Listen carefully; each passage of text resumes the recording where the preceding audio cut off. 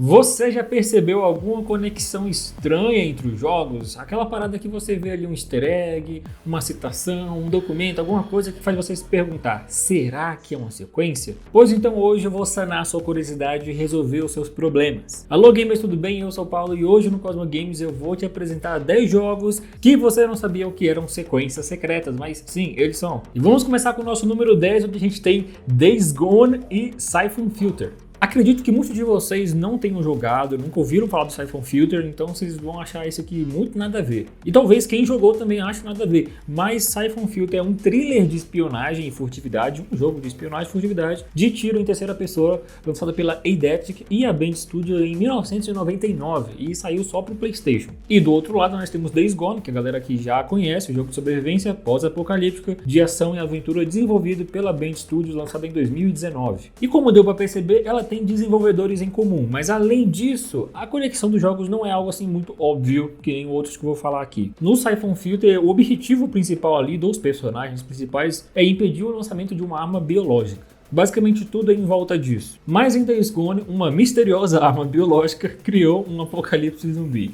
Entendeu? Entendeu a ligação? Entendeu? Isso aqui não é apenas coincidência, não é apenas uma teoria maluca que eu tenho. Em entrevistas, os desenvolvedores já afirmaram que o Siphon Filter causou o apocalipse em Days Gone. E inclusive você consegue até achar as armas icônicas do protagonista no jogo depois de você finalizar o jogo, que inclusive tem as iniciais do Gabe Logan, que é o personagem do Siphon Filter. Você consegue ver as iniciais ali, GL, e em documentos também você consegue ver o nome dele e coisas relacionadas. Então se você quiser saber um pouco mais sobre como aconteceu as coisas antes de Days Gone, ou se você quiser que eu traga um vídeo aqui explicando toda a história de Days Gone, desde o Siphon Filter, coloca aqui nos comentários. No número 9 a gente tem algo que é bem explícito, né? Todos nós já sabemos, que é Control e Alan Wake. Graças à DLC lá, AOE, e hoje no Alan Wake 2, o status ali de sequência secreta de Control, hoje ele é tudo menos secreto. Todo mundo sabe disso. Mas quando o jogo foi lançado, quem jogou teve que ir ali se esforçar e penar e pesquisar e explorar bastante vários arquivos e documentos para descobrir a conexão com Alan Wake. E é bem escondido nos arquivos ali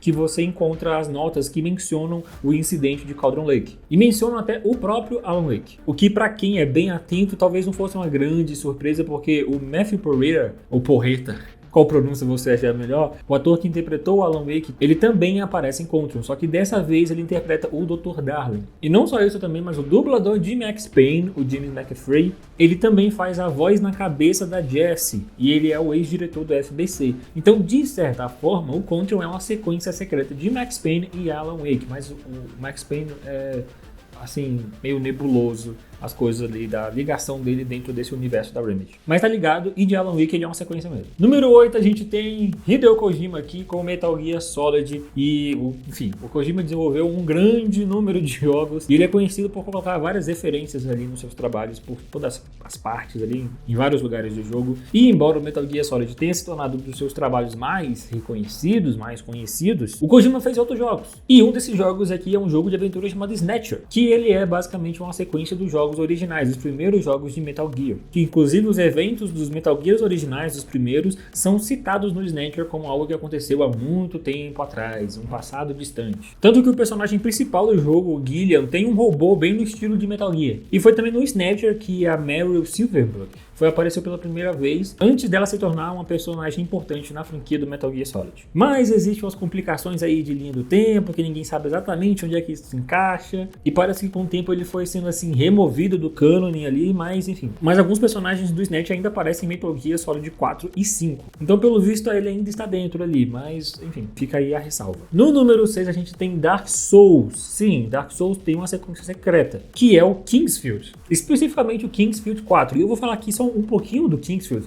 para você ver o quanto ele é parecido com Dark Souls. O povo das trevas quer devolver o mundo a um estado de verdadeira escuridão. Só que os seres de luz se opõem a isso. Mesmo que a humanidade seja descrita como tendo nascido das trevas e que são seres que vieram das trevas, os seres de luz lutam contra isso. Só que é uma força poderosa e estranha que faz com que o grande reino desmorone e vastas cidades sejam deixadas para apodrecer. Me fala se isso aqui não é parecido com Dark Souls, mas é basicamente a história ali do Kingsfield 4. O Kingsfield ele é uma espécie de antecessor espiritual do Demon Souls e do Dark Souls. Mas se você for procurar conexões nos primeiros Kingsfield, talvez você não ache muita coisa, porque a grande maioria das conexões está basicamente no Kingsfield 4. O Seth, o Descamado, a Moonlight Greatsword, Tudo isso e outras coisinhas vieram diretamente do Kingsfield e foram colocados em Dark Souls 1 e 2. Então se você quer saber mais sobre o mundo de Dark Souls ou você quer que eu faça um vídeo aqui explicando tudo desde o Kingsfield até os Dark Souls mais recentes, coloca aqui nos comentários que eu posso fazer, beleza? E no número 5 a gente tem aqui a id Software, que é conhecida aqui atualmente por criar jogos, né? Os jogos de tiro em primeira pessoa, os FPS. E eles fizeram isso basicamente com o Wolfenstein 3D, embora alguns falem que o Doom foi o primeiro de fato o FPS, enfim, da id Software. Só que antes do Doom, antes do Wolfenstein, eles tinham o Comandante Keen, que foi o primeiro jogo de tiro assim de plataforma, que é basicamente uma criança com uma arma de raios. Eu admito, pelo que eu vi, é bem divertido. Nunca joguei, mas pelo que eu vi é legalzinho. E onde é que tá a conexão? É basicamente porque os 3 personagens dos 3 jogos estão ligados por serem membros da mesma família, a família Blazkowicz. E basicamente ali na linha do tempo, o Wolfenstein é um prequel do Comandante Keen e o Doom é uma sequência do Comandante Keen. Então olha aí, ó, pra quem achava que Doom não tinha coisa direito, tem até prequel e universo compartilhado. No número 4 a gente tem aqui Final Fight. Já falei de Final Fight aqui, gosto muito de Final Fight, foi um dos jogos mais especiais da minha vida, um dos melhores beat'em ups, pra mim o melhor beat'em up que tem, mas ele também tem sequências. Até porque beat'em ups geralmente são mais divertidos e a história é geralmente mais leve, não tem um foco ali, nunca teve assim, de fato um foco em narrativa. E aí quando eu falo pra você que Final Fight, que é um jogo que se passa em um tempo mais contemporâneo, e falo que ele tem conexão com Capitão Commando, que é basicamente um jogo futurista, você fica assim, tem alguma coisa em comum disso? Tem. Acontece que Final Fight e Capitão Comando se passam no mesmo local, Metro City. É a cidade que o Comando patrulha e é a cidade que o Mike Yeager é prefeito em Final Fight. Além disso, que é uma grande já conexão e referência, a gente tem outras referências também que você pode encontrar no Comando, como os ninjas que são treinados na escola do Guy, e também bustos do Yeager que aparecem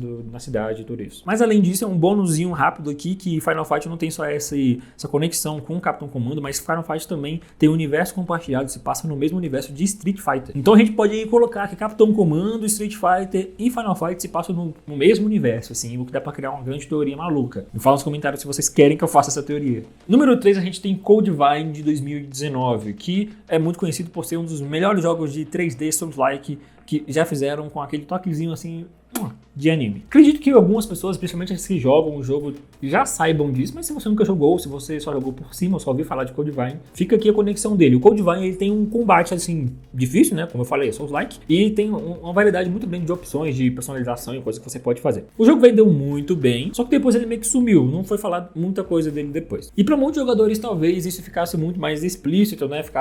O jogo seria mais memorável se a conexão entre Code Vein e God Eater fosse mais explícito. E se você não conhece God Eater, eu vou te explicar agora. God Eater é basicamente uma história pós-apocalíptica maluca sobre uma raça de onívoros malignos chamado Aragami. E se você não conhece, o God Eater é uma série de jogos de RPG de ação e ficção, né, da Bandai, que foi criada lá em 2010. O jogo depois teve um remaster que lançou ele pro PS4 e pro PS Vita também, o PlayStation Vita. Mas basicamente o jogo é isso, é um RPG ali de ação, no qual você tem o seu personagem ali que você joga, que é um guerreiro especial ali dedicado a destruir esses inimigos monstruosos aí que são os Aragamis. E o objetivo ali que você tem basicamente de cada missão é você derrotar os Aragamis ali em lugares específicos dentro de um prazo específico de tempo ali. Aí você tem que ganhar recompensas e tal, e você vai fazendo isso. E aí tem coisas de RPG normal, você pode fazer, atualizar, aprimorar, fabricar outras armas, escudos, peças, lâminas e coisas do tipo. O jogo teve uma boa recepção, tanto que teve uma versão expandida do jogo, que é o God Eater Burst. Depois teve a sequência, o God Eater 2. Depois teve o God Eater 2 Raid Burst, que é uma versão nova do God Eater 2, é tipo um remake da sequência. E depois teve o God Eater Resurrection, que é um remake da renovação da versão expandida do 1. É meio confuso mesmo esse bagulho. E aí em 2019 teve o God Eater 3, que foi lançado pro PS4 e pro PC. Também teve uma versão mobile do jogo, que foi lançado lá em 2010, não sei se o jogo existe ainda. Depois teve um que foi lançado em 2016 e hoje eu acho que ainda tem o God Eater Online, que foi lançado em 2017. Mas esse bagulho ficou tão gigantesco que além de tudo isso, ele ainda virou um anime depois. Em 2015 eles lançaram um anime na Netflix do God Eater, que aliás é muito bom. Mas enfim, o God Eater está linkado com o Code Vein, porque as criaturas que você vê no Code Vein ali são os Aragamis do God Eater. E além disso, várias armas do God Eater também você consegue consegue ter dentro do Codevine. Então ele tem essas ligações muito legais que a gente pode fazer. E falando já em jogos meio animezinhos, meio japoneses, a gente vai para o nosso número 2, Nier e Drakengard. Tanto as séries Drakengard e Nier do Yoko Taro são ótimas histórias, ótimos videogames. E quando você joga Drakengard, um dos finais que você consegue ter ali mostra o chefe final sendo teletransportado para a Terra, onde os protagonistas derrotam ele ali. Só que o cadáver desse chefe que fica ali tem consequências devastadoras na Terra. Ele começa a liberar uma doença que, na tradução mais ao pé da letra, é a síndrome da coloração branca, que faz com que os seres humanos basicamente ficam loucos e ficam violentos. E basicamente o Nier mostra as consequências dessa doença no mundo, o que torna a série Nier basicamente uma das ramificações de um dos finais, ou uma sequência de um dos finais do Drakengard. Isso é bem legal, que um jogo é a sequência de um dos finais, isso é muito maneiro. Muito bem pensado, muito bem feito. Só não foi tão bem pensado, tão bem feito quanto o nosso número 1, que é o Hitman e o Kane Lynch. Embora muitos videogames aí possam tentar se vincular a outras franquias, né, de uma maneira assim, como easter egg, ou coisinhas que você vai vendo, como os outros que eu já falei aqui, o Hitman Absolution fez de uma forma bem diferente. Kane Lynch, se você não conhece, é um jogo de ação em terceira pessoa focado em combates cooperativos, onde os protagonistas ali são uma dupla composta por um assassino e um psicopata, o Kane e o Lynch. E grande parte do jogo é baseada basicamente no trabalho em equipe e na liberdade de exploração que você tem. Então no jogo você é livre para explorar o cenário, interagir com vários elementos diversos ali que você consegue fazer, destrói os objetos que servem de cobertura, você arremessa coisa, arremessa até granada que o povo já arremessou, bem no estilo Hitman ali de liberdade. E além disso ainda tem as mecânicas de esquadrão, né, que no começo do game você tem uma equipe ali que é formada ali pelos piores, né, mercenários que tem, e que eles nem sempre atendem às suas ordens ali, mas à medida que você vai jogando, vai adquirindo respeito, os seus soldados vão ficando cada vez mais fiéis, mais obedientes e mais eficazes, mais eficientes. Enfim, isso aqui é só um resuminho bem pequeno da franquia do Kane Lynch. Enfim, o jogo 1, o Deadman, fez até um bom sucesso, mas a franquia basicamente morreu com um fracasso crítico e comercial que teve no segundo jogo, o Kane Lynch 2 Dog Days, que foi lançado em 2010. E como o jogo não teria um 3 para encerrar de fato a história e tudo isso, o que a Square Enix fez? Ela botou os dois personagens ali na sequência de Hitman de 2012, que é o Hitman Absolution. Eles já tinham sido citados antes, porque eles foram mencionados pela primeira vez em um recorte de jornal no Hitman Blood Money, mas foi só no Hitman Absolution que eles de fato apareceram ali vivos e respirantes no jogo. Como eu falei, diferente dos outros jogos aqui que são sequências, esse de fato você tem as pessoas ali fisicamente no mesmo espaço, no mesmo tempo, no mesmo universo, que inclusive você é livre para matar eles se você quiser. O Kane tá num bar e o Lynch tá em uma galeria de tiro. E aí você tem a opção ali de você matar eles e meio que encerrar a franquia deles ali. Foi a forma que eles acharam de encerrar a franquia deles, assim, não teria mais jogo, porque eles morreram. E quem matou eles? O 47 no jogo do Hitman. E você tem a oportunidade de fazer isso. E todas essas sequências aqui compõem uma só história, um universo compartilhado. E a gente pode fazer uma parte 2 tanto desse vídeo aqui, de outros jogos que tem sequências que a gente não conhece, como também, se vocês quiserem, eu posso fazer um vídeo explicado sobre a história de alguma dessas franquias aqui, contar a história inteira, pegando todos os jogos e o universo compartilhado de algum deles. Só deixar aqui nos comentários qual que você quer que eu faça, beleza? E muito obrigado por assistir esse vídeo. Até este momento nós não batemos os 1000 inscritos ainda, então se inscreva, deixa seu comentário aqui, deixa o like no vídeo para que a gente consiga chegar nessa marca maravilhosa de 1000 inscritos aqui. E muito obrigado do fundo do meu coração e até a próxima.